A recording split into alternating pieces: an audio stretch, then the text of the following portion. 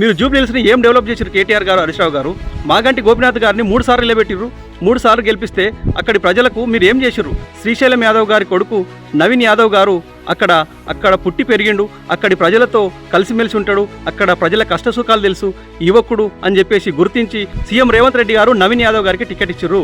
అక్కడ గెలవమేమని చెప్పేసి భయపడి సీఎం రేవంత్ రెడ్డి గారి మీద, కాంగ్రెస్ పార్టీ మీద, ఈ నవీన్ యాదవ్ గారి మీద మీరు లేనిపోని అసత్య ఆరోపణలు చేసుకుంటా, మీటింగులు పెట్టుకుంటా అక్కడి ప్రజలను తప్పుదోవ పట్టిస్తున్నారు తప్ప మాగంటి గోపినాథ్ గారి భార్య నిలబెట్టి సెంటిమెంట్ ఓట్లతోని మీరు గెలుద్దాం అనుకుంటున్నారు. కానీ నవీన్ యాదవ్ గారి వెంట, కాంగ్రెస్ పార్టీ వెంట జూబ్లీహిల్స్ ప్రజలు ఉన్నారు.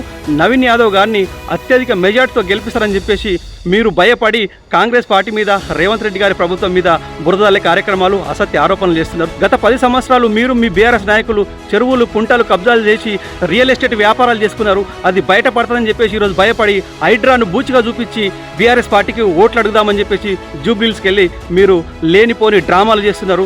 హరీష్ రావు గారు, కేటీఆర్ గారు, మీరు అక్కడ ఎన్ని డ్రామాలు చేసినా జూబ్లీహిల్స్ ప్రజలు కాంగ్రెస్ పార్టీకి, నవీన్ యాదవ్ గారికి ఓటు వేసి అత్యధిక మెజార్టీతో గెలిపిస్తారు. ఖచ్చితంగా మిమ్మల్ని ఓటు అనే ఆయుధంతో అక్కడ జూబ్లీహిల్స్ ప్రజలు మిమ్మల్ని తరిమి కొడతారని చెప్పేసి ఈ సందర్భంగా తెలియజేస్తున్నా.